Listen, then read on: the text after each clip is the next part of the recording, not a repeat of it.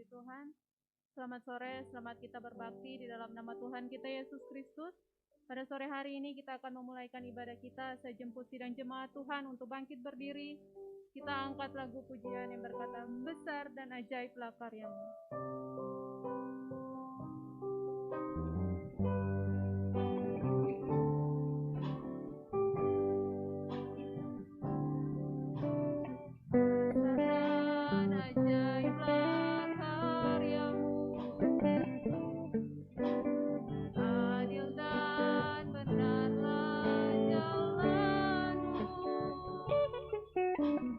Raja segala bangsa,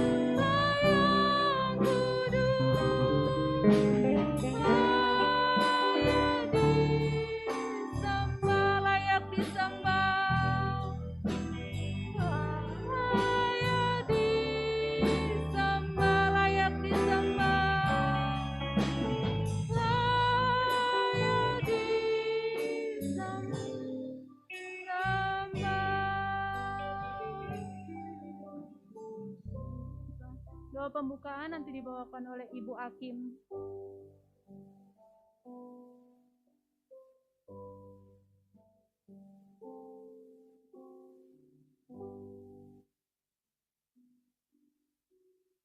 Saudara-saudara yang kekasih, mari kita satu dalam doa.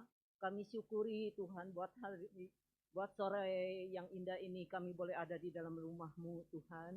Kami rindu kehidupan kami untuk memuji, mengagungkan Engkau karena sepatutnya hanya Engkau yang patut ditinggikan, dipuji, diagungkan Tuhan. Layakan setiap kami Tuhan, biarlah kami boleh bersukacita menaikkan pujian bagi Engkau untuk menyenangkan hati-Mu Bapa di dalam surga. Terima kasih, kami yakin dan percaya Engkau ada di tengah-tengah kami, melawat setiap kami Tuhan.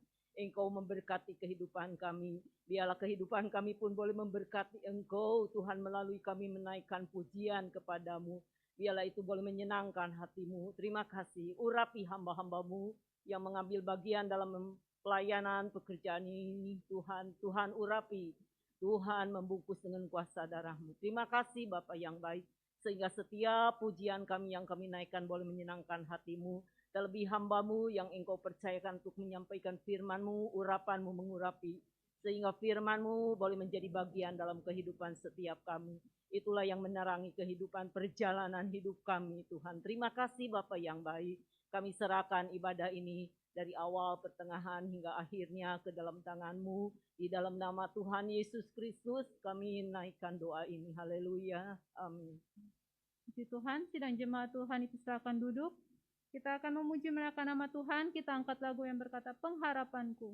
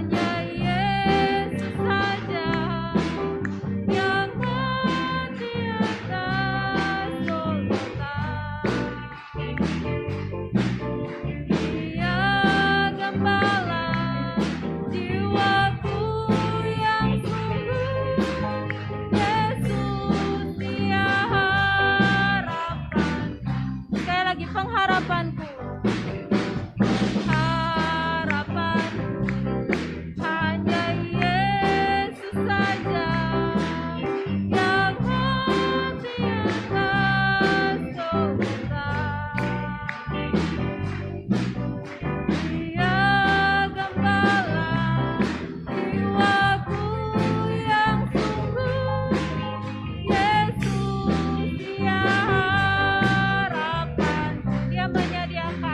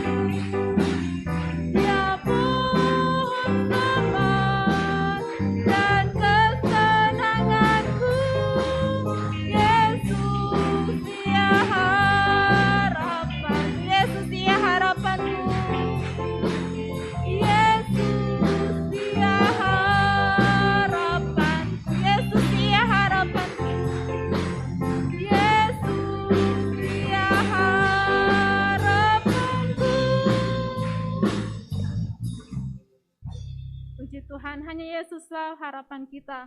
Ketika kita menghadapi kekhawatiran, ketakutan, hanya Yesus yang sanggup menolong setiap kehidupan kita. Kita masih mau memuji Tuhan. Saya jemput sidang jemaat Tuhan untuk bangkit berdiri. Kita angkat lagu yang berkata, jangan kau takut, Tuhan serta.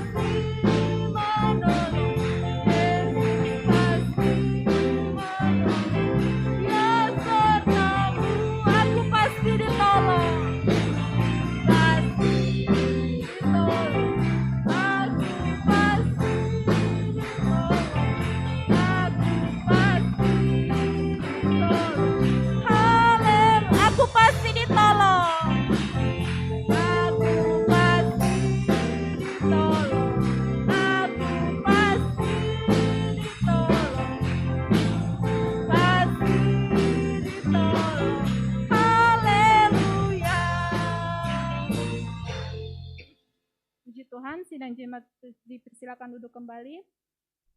Saya buka ruang kesaksian bagi sidang jemaat Tuhan yang rindu untuk bersaksi. Silakan maju ke depan. Kita angkat lagu.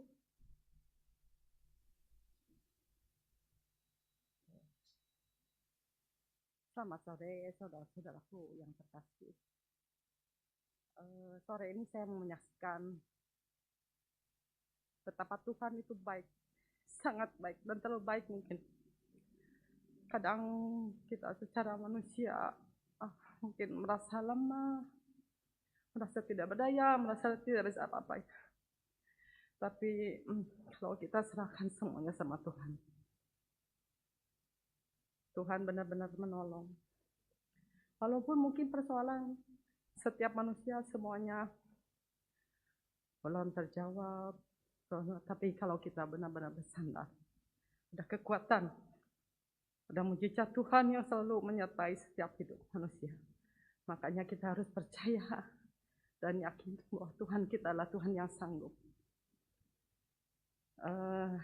Saya benar-benar mengucap syukur dan terima kasih juga untuk semua yang ada di gereja ini, yang mungkin selalu mendukung saya dalam doa, memberi kekuatan juga. supaya saya tetap bisa bertahan sampai sekarang ini. Semua karena kemurahan Tuhan dan kebaikan Tuhan. Terima kasih. Puji Tuhan, Tuhan selalu menolong setiap kita umat-umat Tuhan yang mau percaya dan tetap taat dan setia melakukan segala sesuatu yang Tuhan telah perintahkan dalam setiap kehidupan kita. Percayalah bahwa Tuhan selalu menyertai kehidupan kita. Puji Tuhan, saya masih rindu untuk mengangkat satu lagu pujian yang berkata, Lebih dari Pemenang.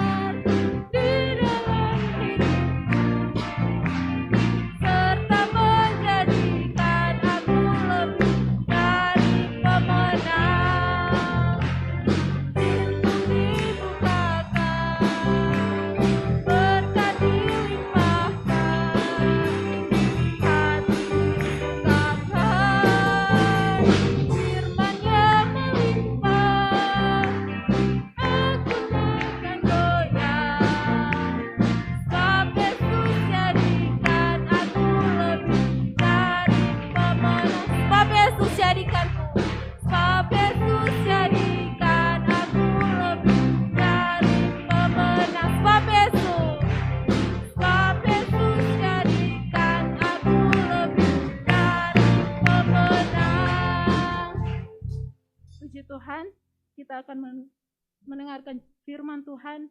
Siapkan hati, pikiran kita untuk diisi oleh kebenaran firman Tuhan. Saya jemput sidang jemaat Tuhan untuk bangkit berdiri. Kita angkat lagu yang berkata, Ku rindu sabdamu.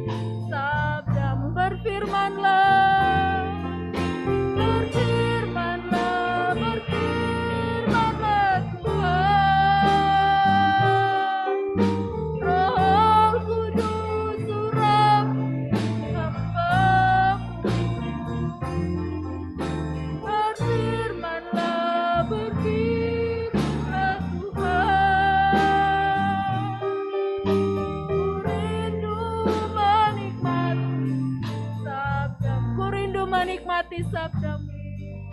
Ku rindu menikmati sabdamu. Ku rindu menikmati sabdamu. Ku rindu menikmati sabdamu.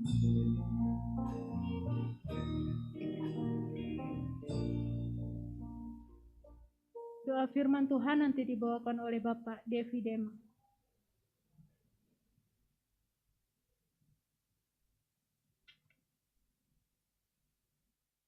Mari saudara-saudara yang kekasih, kita masuk di dalam doa.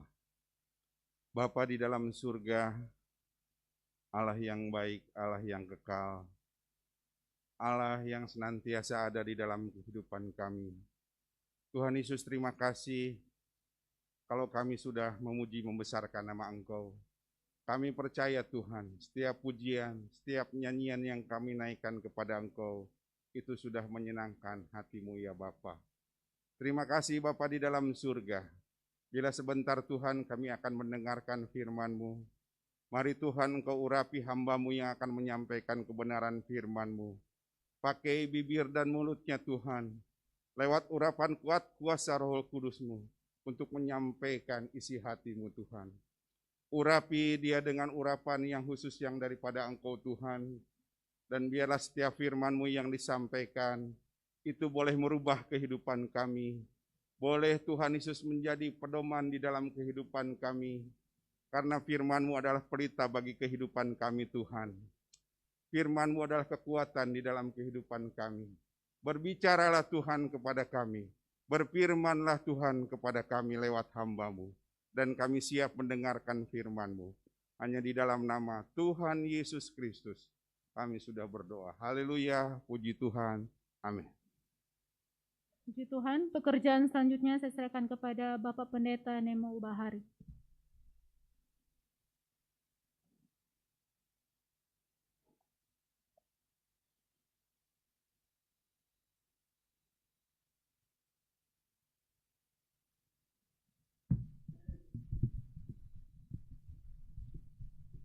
Selamat sore, salam sejahtera semuanya.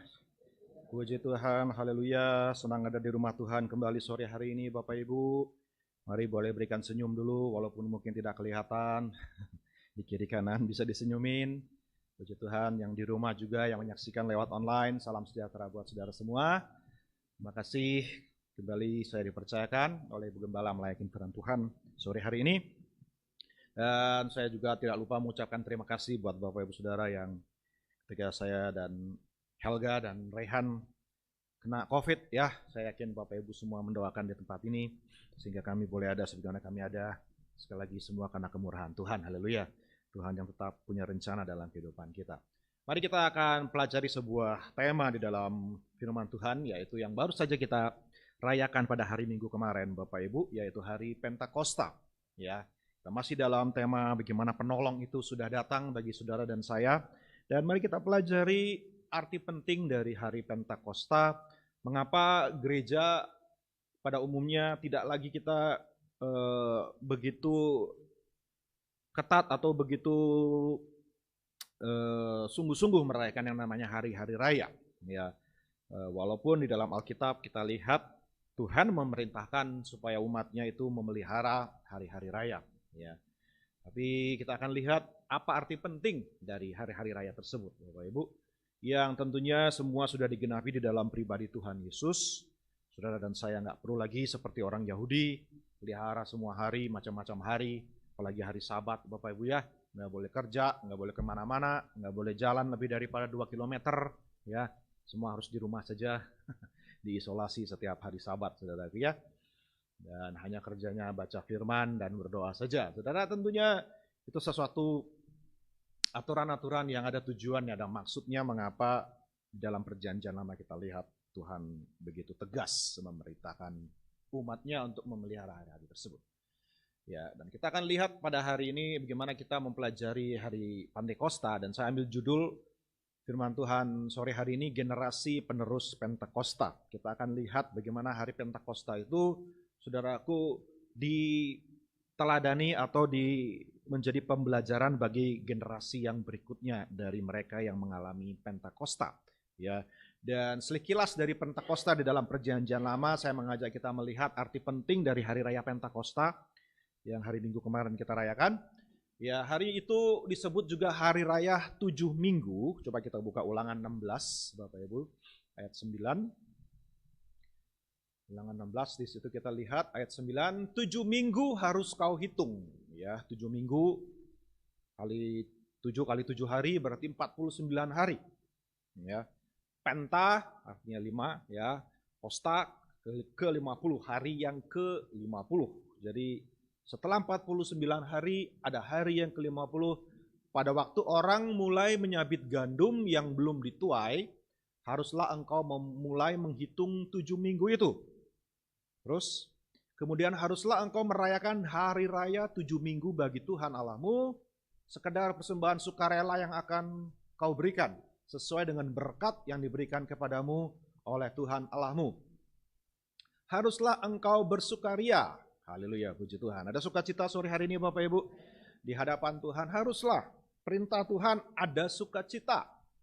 Rupanya sukacita itu bukan satu emosi, bukan satu perasaan yang timbul karena sesuatu hal, tetapi sukacita itu adalah perintah. Sukacita itu adalah sesuatu yang merupakan bukti kita taat sama Tuhan, saudaraku. Kita harus bersikap selalu punya sukacita. Haleluya, puji Tuhan. Saudara, ya, enggak tunggu harus dapat apa dulu, harus ngerasa gimana dulu. Firman Tuhan perintahkan kita datang dengan sebuah sikap yang bersukacita. Saudara kasih Tuhan. Maka firman Tuhan bilang, haruslah engkau bersukaria di hadapan Tuhan Allahmu, engkau ini dan anak laki-laki serta anakmu perempuan, hambamu laki-laki dan hambamu perempuan, dan orang Lewi yang di dalam tempatmu, dan orang asing, anak yatim dan janda yang di tengah-tengahmu, di tempat yang akan dipilih Tuhan Allahmu untuk membuat namanya diam di sana. Jadi saudaraku, sebuah hari raya yang memperingati akan kebaikan Tuhan, khususnya tentang penuaian. Ya, tadi katakan hari raya 7 minggu atau ada hari raya, nama lainnya juga adalah hari raya penuaian. Hari raya untuk merayakan bahwa Tuhanlah yang memberkati mereka, memampukan mereka, sehingga mereka bisa menuai hasil panen. Umat Tuhan yang ada di Palestina pada waktu itu tentunya sangat bergantung kepada berkat agraris, berkat perkebunan, cocok tanam, pertanian. Saudaraku, sangat bergantung kepada kehidupan bercocok tanam selama di tanah perjanjian. Jadi mereka benar-benar sangat menyadari kalau mereka bisa menuai panen, kalau mereka bisa mendapat panenan yang berhasil, panenan yang baik, itu semua Tuhan peringatkan mereka harus rayakan, mereka harus ingat bahwa mereka bisa panen semua karena Tuhan. Kalau bukan Tuhan yang kasih panen, kalau bukan Tuhan yang kasih air hujan, atau Tuhan yang kasih panas, Tuhan yang kasih musim yang pas, panen pasti gagal. Oh, mereka sadar betul. Kalau bukan Tuhan yang pelihara cuaca, yang menjaga supaya musim semua berjalan sebagaimana seharusnya, hujan turun tepat pada waktunya, panas matahari tepat pada waktunya, tidak kepanasan, tidak kedinginan, saudaraku. Kalau bukan Tuhan yang memberkati mereka, maka niscaya semua usaha mereka akan sia-sia. Semua yang mereka perjuangkan, semua yang mereka sudah rencanakan, yang mereka sudah investasikan, saudara, kalau bukan Tuhan yang berkati upaya mereka, maka penuaian pasti gagal dan mereka akan menyadari bahwa walaupun manusia boleh berusaha, tapi kehendak Tuhanlah yang terlaksana. Dan kalau mereka bisa menuai, mereka bisa terpelihara, mereka bisa diberkati, mereka diperintahkan sama Tuhan. Ingat baik-baik, begitu kamu menuai, pada mulai awal musim menuai, kamu harus ingat sama Tuhan. Ada amin, sudah dikasih Tuhan? Ingat sama Tuhan. Sebabnya mengapa hari raya Pentakosta ini dikaitkan dengan penuaian? Awalnya dirayakan dengan Pentakosta, musim menuai, merayakan Pentakosta. Akhir musim menuai, mereka kembali diperintahkan oleh Tuhan merayakan hari Pondok Daun. Jadi awal penuaian, ingat Tuhan. Selesai menuai, ingat Tuhan juga. Semua karena Tuhan. Amin, amin, amin, Bapak Ibu. Semua karena Tuhan. Kenapa ini penting? Karena demikianlah cara Tuhan mengajar orang Israel. Supaya selalu ingat sama Tuhan. Kenapa di dalam Taurat, di dalam Perjanjian Lama begitu banyak aturan-aturan hari-hari raya. Begitu banyak perintah-perintah yang bersifat eksternal, seremonial, upacara ini, upacara itu, korban binatang ini, dan sebagainya. Supaya umat Tuhan itu selalu ingat, saudaraku, bahwa mereka ada semua karena Tuhan. Semua hari-hari dalam hidup mereka, semua masa musim yang mereka jalani, mereka ingat semua karena Tuhan yang baik yang sudah memberkati mereka. Makanya kalau dikasih hari raya, dikasih jadwal kalender itu mereka sesibuk-sibuknya mereka, seasik-asiknya mereka, saudara diberkati dalam hidup ini. Ketika tiba hari raya mereka diingatkan, oh iya hari raya, ingat. Ini hari untuk merayakan sesuatu. Kalau Pantekosta merayakan penuaian, awal penuaian. Kita rayakan, kita ingat semuanya karena Tuhan. Kita bersuka cita, haleluya, puji Tuhan. Nanti terus mereka menuai, asik mereka menerima berkat, asik mereka kerja, asik mereka sibuk, saudaraku ya. Begitu sudah mau selesai musim penuaian, ingat lagi kalender hari raya. Harus ingat lagi hari pondok daun. Semuanya selesai, semuanya bisa berhasil, semua panen bisa terkumpulkan dengan baik. Ingat, itu bukan karena kuat dan gagahmu, bukan karena pandai dan hebatmu, tapi semua karena berkat Tuhan. Mereka layakan lagi. Jadi setiap kali hari raya itu ada, mereka kembali diingatin sama Tuhan. Itu fungsi utama daripada hari-hari raya tersebut. Karena yang namanya manusia itu cepat lupa. Kita, saudara, mudah sekali lupa. Kalau hal itu tidak kita anggap penting, pasti kita lupa. Ya kan? Coba saya mau tanya. 5 hari lalu, saudara makan malam makan apa? Ada yang ingat makan malamnya makan apa? 4 hari lalu? 3 hari lalu, kemarin, masih ingat makan malamnya apa? Udah lupa kali ya saudara ya. Jangan tadi siang juga udah lupa makan apa. Pokoknya ya sudah lewat. Kenapa? Ya iyalah saudara, kalau kita semua kita ingatin setiap hari segala sesuatu. Coba bisa bayangkan, segala sesuatu saudara ingat, nggak ada yang saudara lupakan. Kayak bagaimana otak saudara ini penuhnya dengan hal-hal yang nggak penting banget saudara. Ya, semua dihafal, semua direkam, semua diingat saudara ya. Memang ada bagusnya kita lupa. Tapi masalahnya kita terbiasa lupa dengan hal yang tidak penting. Betul apa Bapak Ibu? Tapi hal yang penting, pasti kita ingat. Coba kalau ada yang pinjam uang sama kita. Sebenarnya kan. Dulu waktu di SD tuh, si itu tuh. Dia minjem duit saya. Buat belanja di kantin. Sampai sekarang belum dibayar. Ya ampun saudara. 100 rupiah, 200 rupiah. Zaman dulu saya sekolah, saudara masih SD, 500 rupiah itu banyak sekali, saudara. Ya kan? Bisa beli makanan dan sebagainya. Orang kalau hal yang kayak begitu, karena saking pentingnya itu uang dia dan sebagainya, dia nggak akan lupa, saudara. Tapi giliran dia minjem, nah loh, saudara, lihat, saya pernah minjem ya? Iya. Baru kemarin minjem udah lupa, saudara, ya kan. Tapi kalau puluhan tahun yang lalu, karena dia nggak penting, pasti tetap diingat. Nah saudara, manusia ini kalau sudah asik, sudah diberkati, semuanya sudah baik, pasti lupa sama tuh. Lupa dia bahwa sumber segala sesuatu itu adalah Tuhan. Lupa dia bahwa kita itu benar-benar ada hari ini, bukan karena kuat gagah kita, tapi Tuhan yang pelihara saudara dan saya. Yo saudara, waktu saya kena COVID, waktu sesak tuh ya, mungkin ada yang sudah ngalamin di sini. Waktu lagi kumat sesaknya, dari antara kami bertiga cuman saya yang sesak gitu ya. Waduh, benar-benar dah. Mau tarik nafas itu beratnya ampun ya. Begitu susah rasanya. Kalau udah momen-momen seperti itu, Bapak Ibu jujur aja, memang udah pikiran kita udah harus siap. Ya nggak tahu, saudara ya. Banyak teman-teman saya, rekan-rekan sekerja sesama hamba Tuhan, bahkan yang lebih muda. Mana tahu, saudara. Nah, momen-momen seperti itu betul-betul, waduh, udah kalau kita nggak ingat, nah biasanya kalau gitu baru ingat Tuhan. Tapi memang benar, saudara, sekali tarik nafas itu betapa berharganya, saudara, ya kan. Satu tabung oksigen yang dipakai 4 jam habis 35.000, saudara harus bayar. Oksigen 4 jam nafas. Sehari 24 jam. Tuh berapa tuh kita bayar setiap hari. Kalau mau bayar sama Tuhan oksigen aja kita hirup udara gratis dari Tuhan, saudara ya, bayar tuh setiap hari sekian ratus ribu. Kaliin aja sebulan. Udah berapa yang harus kita bayar hanya untuk menghirup oksigen. Semuanya ada karena Tuhan berkemurahan dalam hidup kita. Amin. Kita bisa dipelihara.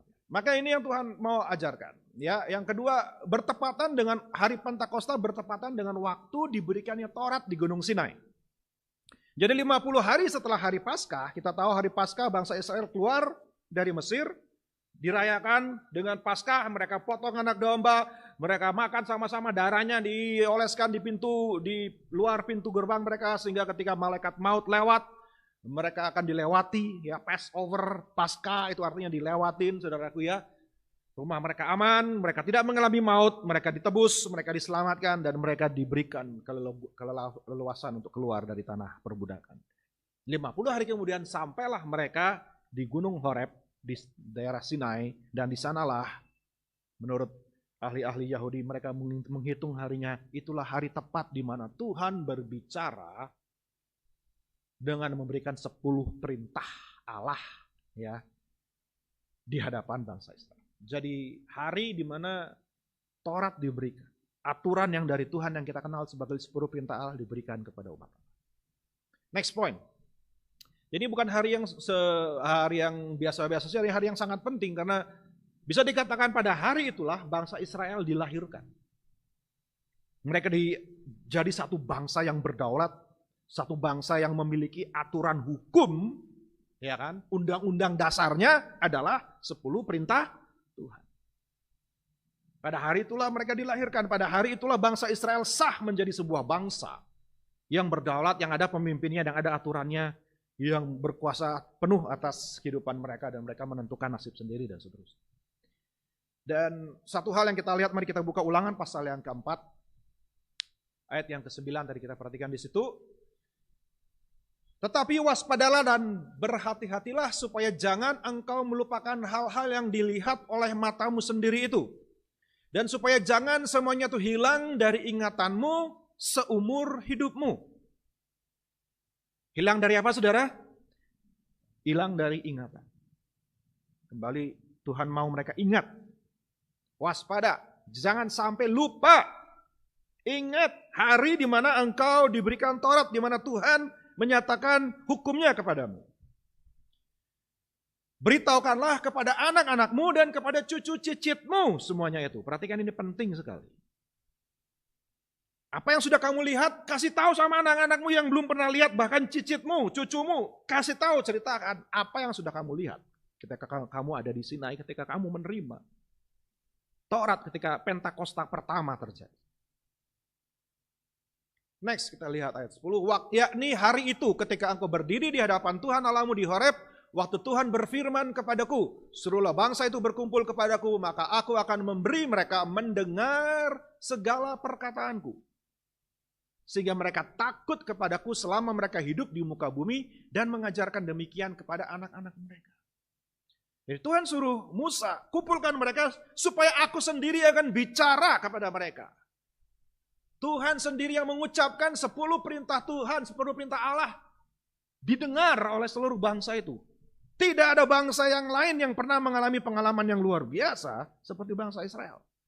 Bangsa mana yang pernah mendengar suara Tuhan dengan langsung dan melihat tanda-tanda yang ajaib? Next point. Next ayat. Lalu kamu mendekat dan berdiri di kaki gunung itu, sedang gunung itu menyala sampai ke pusar langit dalam gelap gulita awan dan kegelapan. Mereka melihat suatu pemandangan tanda-tanda heran yang ajaib di atas gunung itu, saudaraku, dan kemudian mereka dengar. Next. Ya. Lalu berfirmanlah Tuhan kepadamu dari tengah-tengah api, suara kata-kata kamu dengar, tetapi suatu rupa tidak kamu lihat, hanya ada suara. Ingat baik-baik. Mereka lihat tanda dan mereka dengar suara. Itu hari Pentakosta yang pertama terjadi di Gunung Sinai. Kita tahu Pentakosta yang dirayakan yang menjadi hari lahir gereja nantinya juga sama, saudara. Tanda-tandanya, ciri-cirinya juga sama. Jadi kita lihat di sana mereka benar-benar saksi mata langsung akan kedahsyatan Tuhan. Bahwa Tuhan itu ada, yang percaya katakan amin, saudaraku ya. Tuhan itu nyata. Bahkan Tuhan itu yang ada namun tidak kelihatan itu mau menunjukkan keberadaannya, mau menunjukkan bahwa dia benar-benar bisa dilihat dalam tanda-tanda yang ajaib yang luar biasa. Kalau kita kembali ke kitab Keluaran pasal 19, kita lihat di sana saudara, goncang semua saudaraku, gempa bumi, sangkakala kilat menyambar saudaraku, gelap gulita awan, api menyala, begitu benar-benar pemandangan yang dikatakan mengerikan, menakutkan, sehingga mereka gemetar oleh karena apa yang mereka lihat. Dan memang Tuhan sengaja mau menampakkan kedahsyatannya, kekuasaannya yang membuat orang merasa tidak ada artinya. Supaya mereka belajar, tadi kita baca, supaya mereka belajar takut akan aku. Dan ingatkan kepada anak-anak cucunya dan cicitnya. Bahwa Allah itu ada, Allah itu dahsyat, Allah itu luar biasa. Walaupun mungkin mereka tidak melihat apa yang mereka lihat. Generasi yang pertama lihat. Tapi bukan berarti Tuhan tidak berkuasa di zaman anak-anak cucu-cucu dan cicit-cicit. Tuhan tidak perlu, harus selalu menampilkan, kasih lihat semuanya itu, baru setiap orang baru, oh ya benar dia. Makanya tugas mereka harus kasih tahu anak-anaknya, cucunya dan cicitnya. Nggak perlu mereka terus-menerus dibawa, setiap angkatan, setiap generasi dibawa lagi ke Gunung Sinai, dibawa lagi ke Horeb, dikasih lihat lagi semuanya, biar mereka tahu, biar mereka percaya, biar mereka takut. Nggak perlu. Pokoknya sudah dikasih firman, dikasih kesaksian, dengar, percaya, berbahagialah orang yang percaya walau tidak melihat. Karena Tuhan tidak berubah kuasanya, dia tetap sama. Cuman dia tidak perlu, harus selalu menunjukkan hal-hal yang luar biasa dulu sama kita, baru kita mau percaya. Sudah diberikan kesaksian. Sudah diberikan saksi mata yang melihat langsung. Dan Tuhan mau mereka cerita. Makanya terus kita lihat saudaraku ya, ayat selanjutnya sudah dibaca, coba tampilkan lagi. Ayat 13, dan ia memberitahukan kepadamu perjanjian yang diperintahkannya kepadamu untuk dilakukan, yakni 10 firman, dan ia menuliskannya pada 2 loh batu. Tuhan bicara dan Tuhan kasih 2 loh batu yang ditulis dengan jarinya sendiri, yang berisikan 10 perintah Allah itu. Ayat 14, dan pada waktu itu aku diperintahkan Tuhan untuk mengajarkan kepadamu ketetapan dan peraturan supaya kamu melakukannya di negeri kemana kamu pergi untuk mendudukinya. Perhatikan, dan pada waktu itu aku diperintahkan Tuhan untuk mengajar. Setelah mereka lihat tanda-tanda, maka mereka perlu diajar selanjutnya. 10 perintah Allah itu perlu diperjelas. Apa-apa saja dalam kehidupan setiap orang percaya itu yang berdampak, yang harus tunduk kepada aturan 10 hukum dasar, 10 hukum yang paling mendasar yang diberikan oleh Tuhan itu. Dan semua aturan-aturan yang lainnya selebihnya itu semua adalah perkembangan dari 10 hukum yang paling dasar ini. Jadi perlu diajarkan, perlu dinasihati, perlu dibuat mengerti, perlu dibuat paham saudara apa yang menjadi maksudnya Tuhan dari hukum-hukum tersebut. Nah, kembali lagi kepada poinnya tadi, silakan. Jadi apa yang menjadi peringatan Musa? Saudara, kitab Ulangan adalah pesan terakhir. Kami di Bali, di Gloria sedang bahas kitab Ulangan, saudara ya. Pesan terakhir opa Musa yang udah sangat tua, 120 tahun. Yang sudah tahu sebentar lagi waktunya, dalam waktu 1 minggu dia akan dipanggil, diangkat, saudaraku ya, entah dia mati, pokoknya entah diangkat, pokoknya kuburnya tidak ditemukan. Dia sudah tahu dia tidak akan masuk tanah perjanjian. Inilah pesan terakhirnya di mana semua yang sudah dia sampaikan selama 40 tahun perjalanan padang gurun disimpulkan, dirangkum, diambil intisarinya, dan diajarkan, diingatkan kembali kepada generasi yang kedua yang sebentar lagi dipimpin Yosua masuk tanah perjanjian. Jadi opa Musa kali kasih wejangan terakhir, nasihat yang paling terakhir sebelum pergi, saudaraku ya, sebelum selesai tugas, selesai pengabdian. Pesankan wasiatnya, ini benar-benar pesan terakhir, dan ini betul-betul dia tekankan. Jangan lupa, ingat. Berulang kali dia katakan itu kepada generasi yang berikutnya. Ya, jangan lupa apa yang sudah dilihat, kemudian patuhi perintah Tuhan. Semua yang disuruh, jangan kamu tambahi, jangan kamu kurangi, kata firman Tuhan. Kalau Tuhan bilang A, lakukan A, Tuhan bilang B, lakukan B. Jangan dirubah-rubah. Ada amin sudah dikasih Tuhan. Dan Musa benar-benar ambil pelajaran berharga tentang hal ini. Makanya di bagian pertama di pasal yang keempat dibilang, dengarkan baik-baik, jangan menambahi dan jangan mengurangi perintah Tuhan. Kenapa? Dia sudah pengalaman pahit. Gara-gara tidak serius mendengar perintah Tuhan. Kenapa dia tidak masuk tanah perjanjian? Gara-gara tidak dengar benar-benar apa yang Tuhan suruh. Tuhan bilang, katakan kepada batu itu supaya keluar air, supaya bangsa Israel bisa minum lagi. Tapi dia bukannya cuma bicara, dia marah. Bukan cuma marah, dia marahnya luar biasa. Dia pukul 2 kali itu batu. Dan dengan suara yang penuh dengan marah. Apakah aku harus keluarkan air lagi dari batu ini? Dia pukul 2 kali. Padahal Tuhan suruh bilang bicara. Tuhan tidak perintahkan dipukul dan Tuhan tidak perintahkan marah-marah karena Tuhan tidak sedang marah-marah saat itu, saudara-saudara. Tapi Musa karena dia sudah mungkin saudara 40 tahun menggembalakan orang-orang yang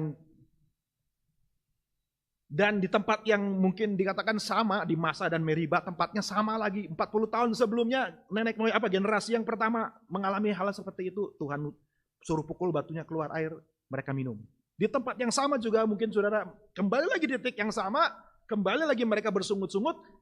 Musa 40 tahun habis kesabarannya, padahal dia orang paling lemah lembut, paling sabar di muka bumi, ya kan?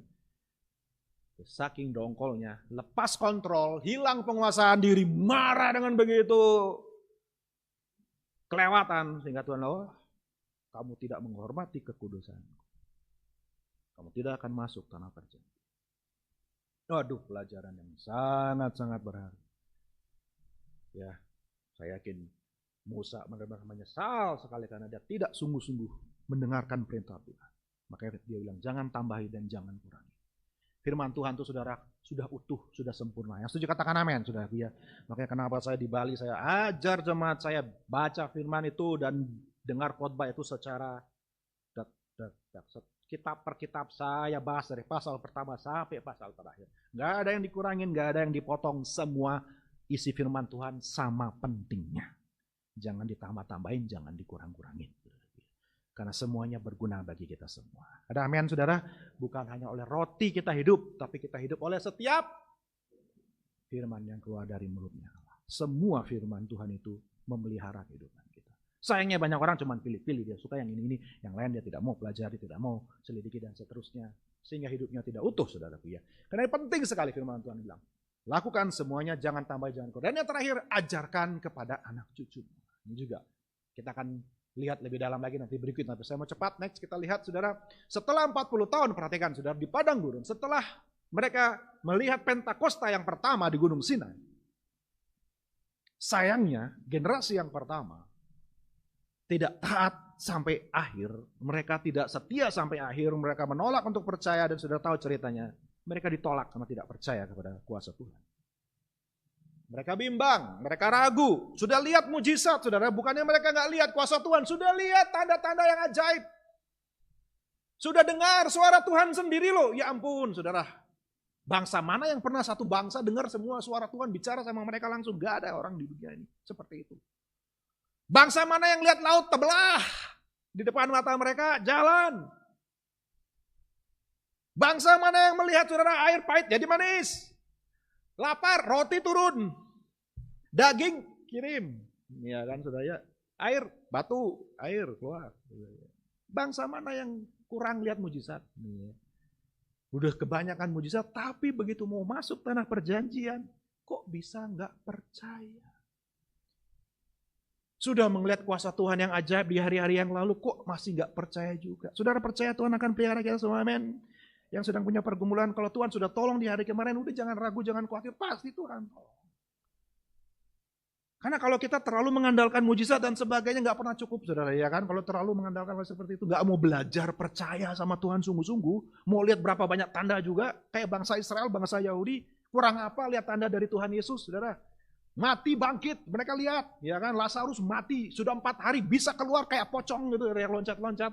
Weh, di mana ada manusia yang bisa lakukan seperti itu? Lapar, makanan sampai 12 bakul tuh, kurang apa lagi? Kurang dasar bagaimana lagi? Semua Tuhan lakukan, tapi mereka percaya apa enggak? Karena sudah dikasih Tuhan, iman itu kita perlu ambil keputusan sama Tuhan, yakin sungguh-sungguh. Dia ajaib. Amin, amin, amin, saudara. Jangan tuntut-tuntut harus begini, harus mujizat dan sebagainya. Aduh, Tuhan tuh gak kurang punya keajaiban dan mujizat, sudah pasti. Cuman kitanya aja kalau dasarnya nggak mau percaya, akhirnya nggak percaya dan nggak mau beriman juga. Goyang aja lagi, bimbang lagi, ya kan? Nggak yakin lagi dan seterusnya. Jadi makanya setelah 40 tahun, generasi pertama ini walaupun sudah melihat tanda-tanda yang dahsyat seperti apapun juga, ditolak oleh Tuhan. Baru generasi yang kedua, perhatikan generasi kedua lah yang masuk ke tanah perjanjian. Barulah mereka yang benar-benar bisa merayakan perintah untuk merayakan Pentakosta di tanah perjanjian. Karena apa? Karena Pentakosta tidak bisa dirayakan kalau nggak ada tuaian. Sebelum mereka menuai, mereka nggak bisa merayakan Pentakosta.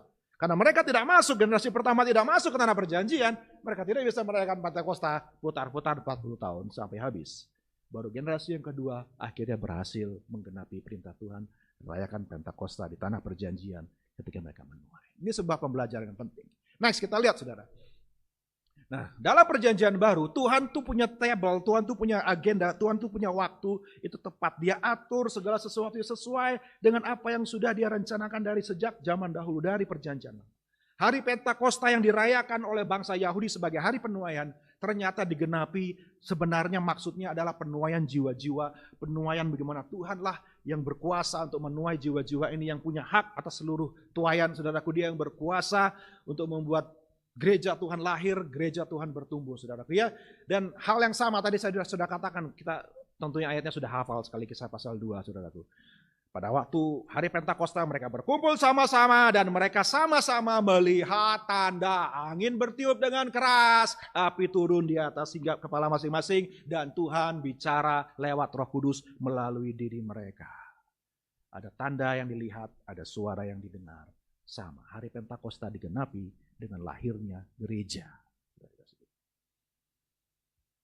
Dan juga janji bahwa firman itu harus digenapi, saudaraku. Janji firman yang ditulis di dalam hati, bukan di dalam loh batu yang ditulis tangan oleh Allah yang akhirnya dihancurkan oleh Musa. Karena belum apa-apa bangsa Israel sudah tidak taat. Belum apa-apa 40 hari 40 malam mereka sudah lupa sama Tuhan. Maka dihancurkan Musa, ditumbuk, halus disuruh minum, terus dia bikin lagi, dia pahat sendiri, terpaksa. Menunjukkan bahwa Taurat tidak berhasil, tidak akan berhasil membuat orang berubah. Karena yang bisa membuat kita selalu ingat sama Tuhan hanya Roh Kudus. Ada amin, saudara? Yohanes pasal yang ke-14, Yohanes 14, ayat yang ke-26. Yohanes 14 ya, ayat 26, kita lihat di situ, mari kita baca sama-sama, saudara kasih Tuhan, 2, 3. Tetapi penghibur, yaitu Roh Kudus yang akan diutus oleh Bapa dalam namaku, dialah yang akan mengajarkan segala sesuatu kepadamu dan akan apa saudara? Mengingatkan kamu akan semua yang telah kukatakan kepadamu. Ada amin saudara? Kenapa kita nggak perlu lagi pelihara hari raya? Karena sudah ada Roh Kudus yang kasih ingat sama kita setiap waktu. Kita mulai jauh dari Tuhan, Roh Kudus mulai bicara, hei jangan lupa. Kita mulai asik dengan dunia kita sendiri, kita mulai anggap segala sesuatu tentang kita, semuanya tentang maunya saya dan sebagainya. Tuhan kasih ingat lagi, hei. Sudah waktunya hari Minggu, harinya ibadah, saudaraku, kok gak tenangnya, kok gak ininya gelisah ya. Roh Kudus bicara dalam hati, ayo ibadah, ayo cari Tuhan. Udah lama gak baca firman, udah lama gak doa, udah lama gak ikut lagi persekutuan, gak ikut pelayanan lagi. Roh Kudus akan mulai kasih ingat dalam hati kita, gak perlu lagi ada hari raya. Karena roh itu yang mengingatkan kita itu sudah diberikan di dalam. Makanya kita nggak pelihara lagi yang namanya hari raya dan sebagainya, saudaraku, sudah ada Roh Kudus. Dan dia dikatakan dalam Yeremia maupun Yeskiel, sudah catat, sudah bisa baca sendiri di rumah ya. Firman itu, roh itu diberikan dalam hati supaya firman itu bisa ditulis di dalam loh hati kita, bukan loh batu lagi. Supaya firman itu diam di dalam, bukan dipaksa dari luar ke dalam, tapi firman itu bekerja dari dalam keluar, mengubah kita dari dalam keluar. Puji Tuhan, kita jadi ciptaan baru. Murid-murid berubah. Roh Kudus berdiam di dalam mereka, memenuhi mereka, mereka berubah. Dari para kumpulan para pengecut, saudaraku, berubah menjadi orang yang berani dan lantang dan sekali bicara, 3.000 orang bertobat. Tuaian yang pertama dimulai. Dan terus, saudaraku, hari Pentakosta masih dirayakan, masih digenapi. Sampai nanti kita akan rayakan ketika kita di akhir zaman, kita akan bersama dengan Kristus merayakan akhir. Ya saudaraku, kehidupan ini 1000 tahun damai, pondok daun digenapi dalam kehidupan orang percaya. Next, kita lihat. Awal masa penuaian bagi bangsa-bangsa dan menjadi hari raya yang terpenting bagi gereja. Hari Pentakosta itu jauh lebih penting daripada hari yang lain. Bagi gereja mula-mula, saudara. Ingat, hari Natal itu nggak ada, saudara ya. Gereja mula-mula nggak pernah ngerayain hari Natal. Bagi kita mungkin hari yang paling penting, paling besar itu biasanya hari Natal, kita paling sibuk, paling wah ada saudara ya. Gereja mula-mula nggak ada hari Natal. Hari Natal itu tahun 360-an ke atas baru mulai dirayakan. Tapi hari yang paling penting dari semua hari raya adalah hari Pentakosta.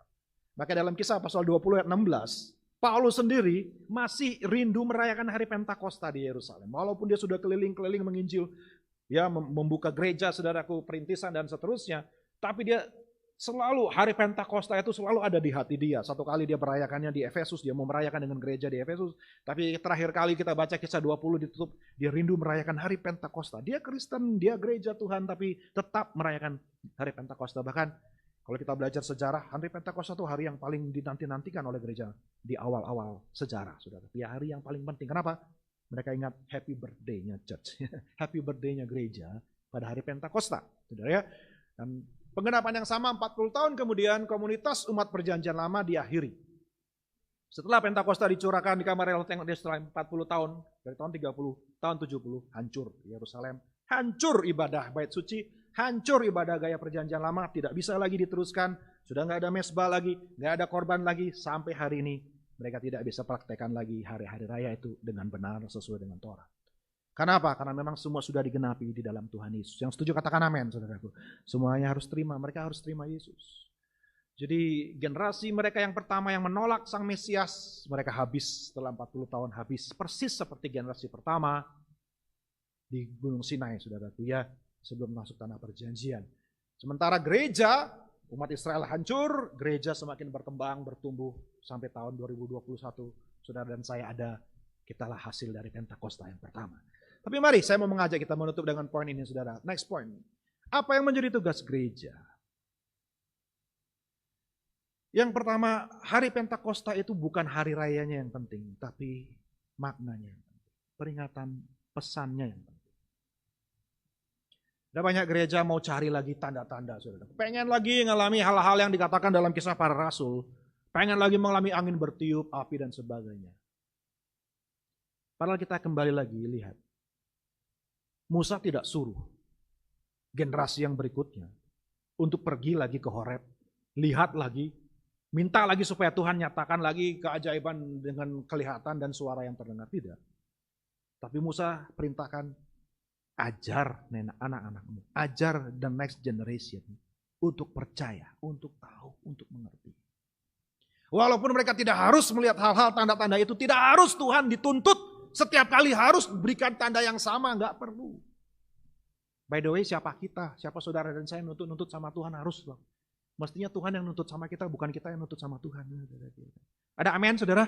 Karena dia yang Tuhan, bukan saya yang Tuhan. Dia yang berkuasa mau lakukan apa-apa, bukan saya yang nuntut Tuhan harus ngikutin mau saya. Jadi saudara, banyak orang menuntut harus terjadi ini dulu, Pentakosta itu harus mengalami begini dulu, baru namanya Pentakosta. No. Saudara, peristiwa di kamar loteng Yerusalem gak perlu terjadi berulang-ulang, saudara. Dan tidak dicatat dalam Alkitab terjadi berulang-ulang, satu kali saja. Sudah. Yang penting orang tahu bahwa Allah itu hidup, Allah itu benar, janjinya digenapi, Roh Kudus sudah dicurahkan, kita harus mau berjalan dipimpin oleh Roh Kudus. Itu yang lebih penting. Bukan harus minta dulu tanda-tanda begini ngalamin, wah perasaan gimana dulu. Ya, saya bukannya anti, saudaraku ya. Kalau kita memang dijamah Roh Kudus, saya percaya Roh Kudus bisa lah. Tapi itu bukan syarat mutlak, itu bukan yang paling penting. Bukan. Justru yang paling penting adalah gimana ngejalanin hidup sesuai dengan perintah Tuhan. Karena Roh Kudus diberikan tujuannya untuk itu. Ngajarin kita hidup benar. Amin, saudara. Ngajarin kita lakukan yang benar. Ibadah, ingat sama Tuhan. Hidup kudus, hidup benar. Lakukan hidup dalam kasih, perlakuan satu sama lain. Buah-buah roh itu nyata dalam kehidupan kita. Itu tujuannya, itu yang lebih penting. Bukan lagi harus lihat tanda-tanda dan sebagainya. Seolah-olah kalau nggak ada tanda-tanda, wah Roh Kudus nggak bekerja, Roh Kudus nggak ada. No. Justru Tuhan tidak perlu harus lakukan itu lagi. Dia suruh, kita harus ajarkan, ingatkan hal tersebut. Yang penting jalani semuanya dengan benar. Terus saudara dikasih Tuhan ketika gereja, setelah gereja lahir, di kamar loteng Yerusalem, saudaraku ya, di Yerusalem sudah, setelah itu lebih ditekankan adalah pengajaran, diajar. Kamu harus jangan lupa dan ajarkan. Makanya Injil Perjanjian Baru tidak ditutup hanya sampai Matius, Markus, Lukas, Yohanes, dan Kisah Rasul. Alkitab kita terus dilanjutkan dengan surat-surat yang intinya adalah isinya adalah diajar. Supaya hidup kita benar-benar sesuai dengan firman Tuhan. Nah, saudara dikasih Tuhan, gereja Tuhan harus selalu suka pengajaran firman Tuhan. Gereja Tuhan harus suka ingin lebih dalam lagi menggali isi firman Tuhan. Yang setuju katakan amin, saudaraku. Ingin tahu lebih dalam lagi, ingin mengetahui pengetahuan lebih luas lagi. Karena itu tujuannya. Bukan kita mau cari-cari hal-hal yang begini-begini. Ya bisa, Tuhan bisa nyatakan. Tapi bukan itu yang paling penting. Karena kalau sudah Roh itu bekerja di dalam kita, Dia bimbing kita dalam segala kebenaran. Tuhan gak perlu sibuk-sibuk bikin mujizat. Dia bikin kita jadi mujizat di mana-mana, saudaraku ya. Dia tidak harus selalu selesaikan masalah kita. Kita sendiri dijadikan penyelesai masalah kita. Diberikan hikmat, diberikan kekuatan, kemampuan oleh Tuhan untuk menyelesaikan masalah kita. Sehingga gereja dan Roh Kudus pada akhirnya jadi satu. Dan yang terakhir yang penting, ajarkan firman dalam konteks keluarga. Ini yang penting. Musa bilang sama generasi yang kedua kembali dalam kitab Ulangan. Ajar kepada anak-anakmu, ajar kepada cucumu, ajar kepada cicitmu. Saudara tahu nggak, Tuhan itu mau saudara punya anak, punya cucu, punya cicit itu diajar bukan di gereja, bukan di sekolah minggu, bukan di kaum muda. Tapi pengajaran yang paling benar, pengajaran yang paling berdampak dan efektif adalah pengajaran yang selalu mereka terima di rumah masing-masing. Anak-anak paling dibentuk oleh orang tuanya, bukan oleh pendeta, bukan oleh ketua pemuda, bukan oleh guru sekolah minggu. Saudara. Tuhan menunjukkan bahwa kita yang bertanggung jawab untuk mengurus anak-anak kita. Jangan salahin orang lain kalau anak kita nakal, jangan salahin orang lain kalau anak kita nggak benar, saudara ya. Gimana sih gembala pemuda ini, apa yang diajarin sih, kenapa anak saya begini? Ikut pemuda cuma seminggu paling 2 jam paling lama, saudara, ya kan? Sementara dia ngelihat teladan setiap hari, 7 hari seminggu, 24 jam sehari. Orang tuanya yang dilihat teladannya. Percuma mau diajarin apa-apa kalau teladan orang tuanya nggak baik. Betul apa betul Bapak Ibu? Ya kan? Mereka melihat teladannya, mereka lihat contoh kehidupannya. Saudara, orang tua harus ajar baik-baik. Ada amin, amin, amin, saudara? Didik mereka dalam takut akan Tuhan. Ingatkan anak-anak. Musa nggak bilang, orang Lewi, kamu yang harus ajar. Oh no. Semua orang Israel ajar anaknya. Dalam Ulangan pasal 6. Ketika kamu duduk makan sama-sama, ajarkan firman. Ketika kamu dalam perjalanan, ajarkan firman. Lagi ngapain, ada kesempatan, ajarkan firman. Nah ini yang kurang. Ini yang kurang banyak dipraktekkan di dalam gereja Tuhan hari ini. Dia terlalu mengandalkan orang lain, terlalu mengandalkan ibadah umum, terlalu mengandalkan ibadah lain. Padahal sebenarnya saudara dan saya lah sebagai orang tua yang dipercayakan anak harus didik anak-anak kita. Ayat yang terakhir, saudara, saya mau tutup. Wahyu yang terakhir, pasal yang ke-22, mari kita lihat. Inilah pada akhirnya, terakhir kalinya Roh Kudus, Wahyu 21, saudara, 22, ayat yang ke-17 ya. Wahyu 22 ayat 17. Terakhir kali Roh Kudus diucapkan dalam Alkitab, disebutkan dalam Alkitab. Mari kita lihat dan kita baca sama-sama. 2, 3. Roh dan pengantin perempuan itu berkata, marilah. Dan barang siapa yang mendengarnya, hendaklah ia berkata, marilah. Dan barang siapa yang haus, hendaklah ia datang. Dan barang siapa yang mau, hendaklah ia mengambil air kehidupan dengan cuma-cuma. Ada amin, saudara? Roh dan pengantin perempuan. Roh Kudus, pengantin perempuan adalah gereja, pengantinnya Kristus. Mereka sama-sama, seia sekata, satu tujuan, satu kerinduan, satu perkataan. Berkata, come, datanglah, mari.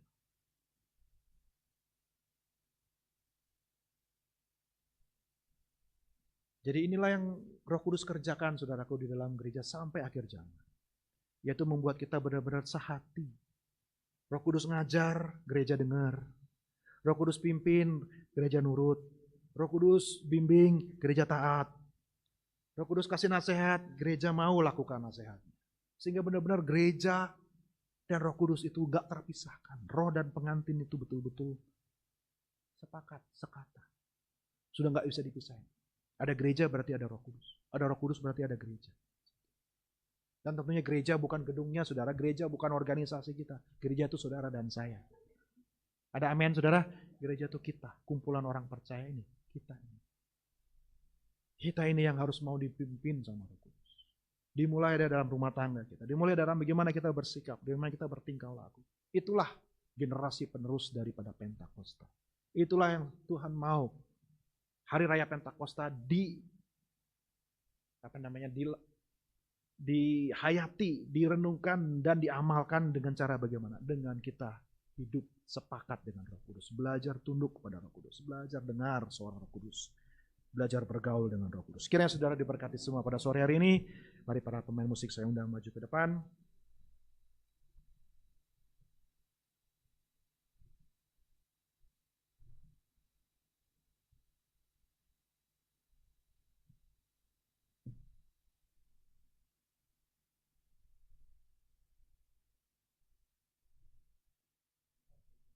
Mari kita bangkit berdiri sama-sama, saudara.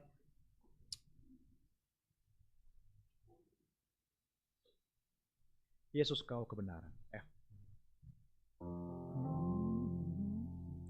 Yesus kau kebenaran yang menyelamatkanku. Kau memberikanku hidup dan pengharapan.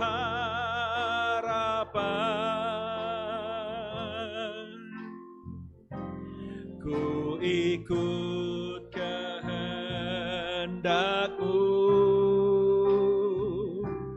ku perlu anugerah-Mu. Ku nyatakan janji-Mu kepadamu.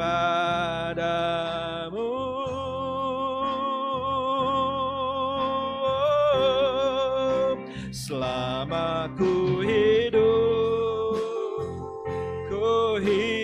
bagi-Mu. Hatiku tetap menyembah-Mu. Dunia tak bisa menjauhkanku dari kasih-Mu.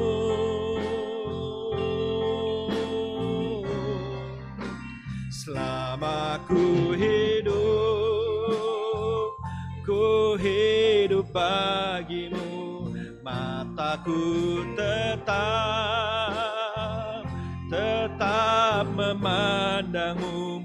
Dunia tak bisa menjauhkanku dari kasih-Mu. Mari kita ganti lagu kita. Roh Allah yang hidup penuhiku.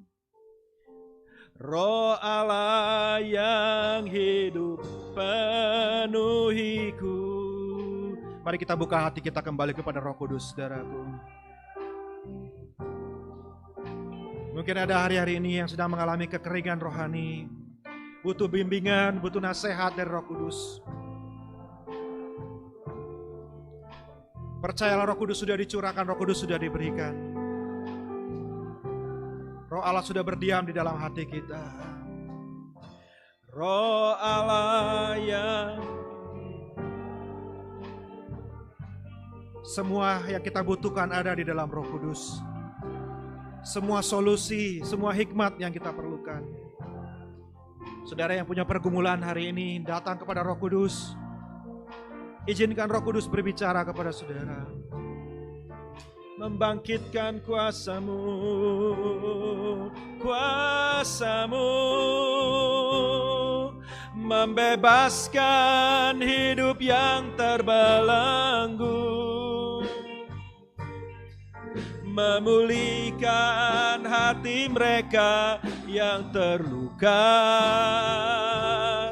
serta mencelikan mata yang buta.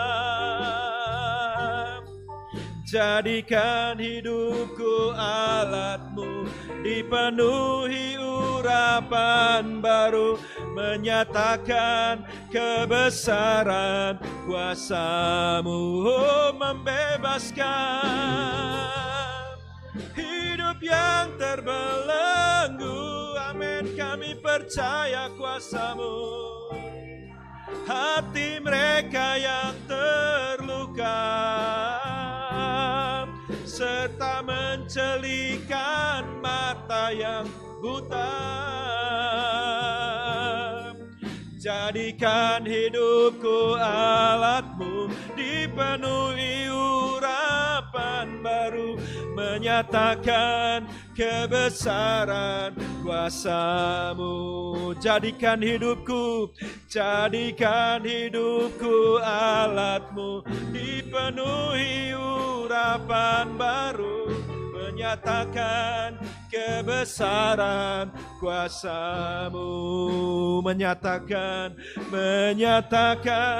kebesaran kuasa-Mu. Benar Tuhan, nyatakanlah, menyatakan kebesaran kuasa-Mu. Amin, amin. Mari yang butuh jawaban, yang butuh pertolongan dari Tuhan, yang punya doa, permohonan, angkat tanganmu di hadapan Tuhan. Sore hari Roh Kudus ada di dalam gereja. Roh Kudus selalu menyertai gereja. Roh Kudus selalu hidup dan berdiam di dalam gereja. Bapa, hamba percaya Roh-Mu itu ajaib, Roh-Mu itu dahsyat. Roh keperkasaan, roh takut akan Tuhan, roh kebijaksanaan, roh hikmat pengertian sudah Tuhan berikan bagi kami. Kau yang berkata bahwa Engkau sudah mencurahkan Roh-Mu kepada kami. Kau sudah memberikan air hidup itu dalam hati kami. Dan akan mengalir sampai kepada kekekalan ya Tuhan. Kami tidak akan pernah haus dan kami tidak akan dahaga lagi. Semua kebutuhan kami tercukupi oleh Roh-Mu ya Tuhan. Kami percaya Roh-Mu berdiam di dalam setiap kami. Roh-Mu itu ajaib dan luar biasa. Roh-Mu itu tidak terbatas. Roh-Mu itu luar biasa, dahsyat bekerja ya Tuhan.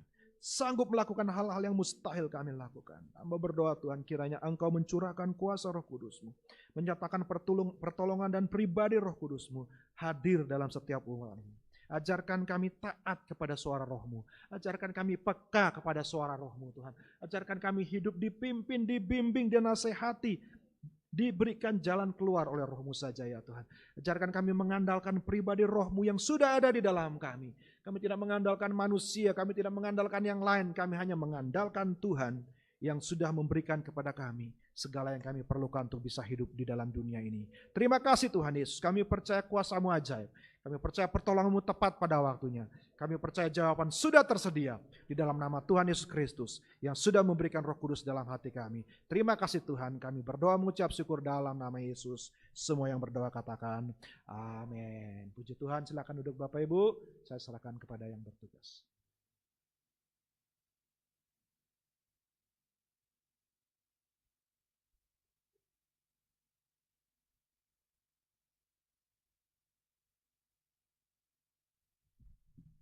Puji Tuhan, saudaraku yang kekasih, kita sudah diberkati oleh Tuhan Yesus. Melalui firman Allah yang disampaikan oleh hambanya, tiba saatnya kita akan berikan korban syukur kita. Haleluya. Persembahan jangankan satu kali. Api Pantekosta aku punya, aku biarkan menyala.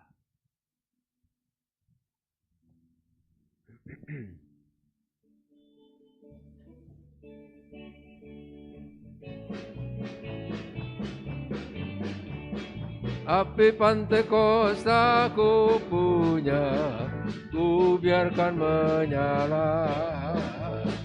Api Pantekosta ku punya, ku biarkan menyala, menyala, menyala selamanya. Api Pantekosta ku punya, ku biarkan menyala. Haleluya. Api Pantekosta ku punya, ku biarkan menyala, menyala, menyala lamanya. Api Pantekosta ku punya, ku biarkan menyala. Haleluya. Api Pantekosta ku punya, ku biarkan menyala, menyala, menyala lamanya. Api api Pantekosta ku punya, ku biarkan menyala. Puji Tuhan, api Pantekosta ku punya, ku biarkan menyala, menyala, menyala selamanya. Terima kasih buat persembahan saudara. Tuhan Yesus memberkati. Besok ibadah pemuda remaja jam 6 sore dan Sabtu kita bertemu kembali dalam ibadah doa jam 5 sore. Senin sampai Jumat gereja terbuka untuk yang mau doa pagi, dimulai jam 4:30 pagi ya. Ibadah raya pertama hari Minggu jam 6 pagi, ibadah raya kedua jam 4 sore. Tidak ada pengumuman lain, kita berdiri bersama-sama, kita tutup ibadah ini di dalam doa. Nanti pulang tetap pakai tetap pakai masker, jangan bergerombol, tapi jaga jarak ya, dan tetap berdoa.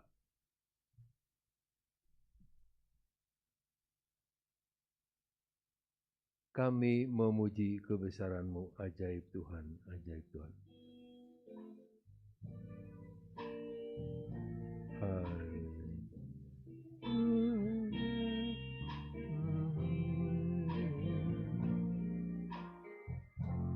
Kami memuji kebesaran-Mu,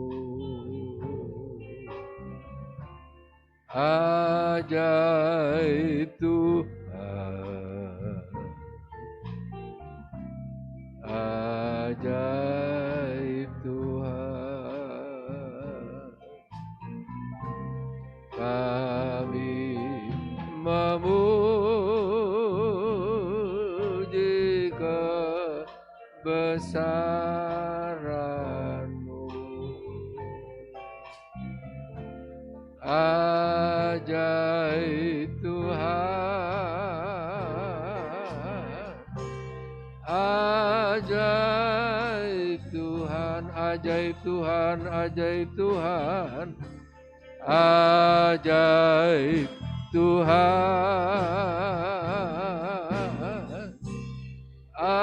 ajaib Tuhan.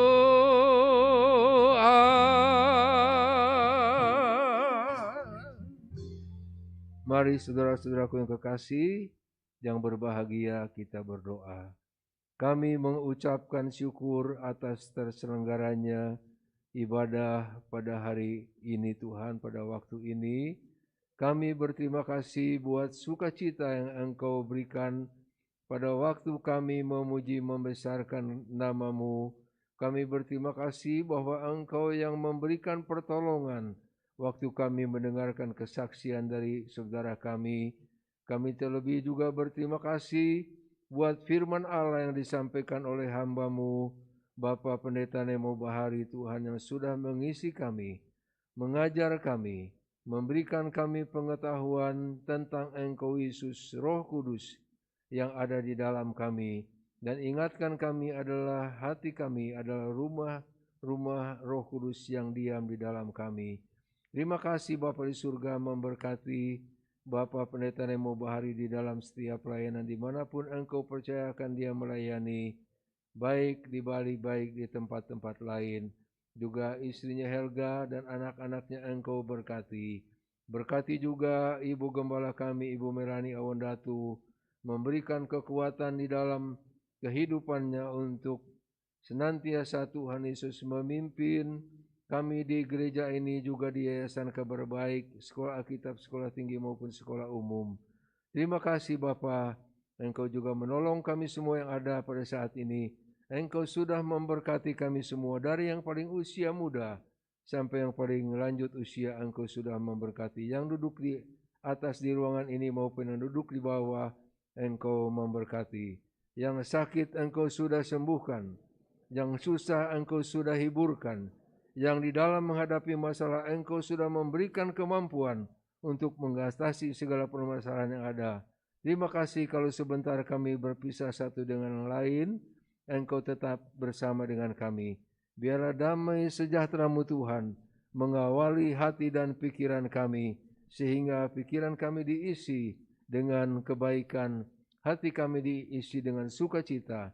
Itulah sebabnya saudara-saudaraku yang kekasih, biarlah sebentar kita pulang dengan membawa serta berkat dari Allah yang menjadi Bapa kita, di dalam kasih sayang Yesus Kristus, serta penghiburan pengurapan Roh Kudus, yang mempersatukan kita senantiasa menjadi satu, mulai saat ini sampai Maranatha Yesus datang kali yang kedua, di dalam nama Tuhan Yesus Kristus. Haleluya, yang percaya bilang amin. Amin. Selamat sore, Tuhan berkati.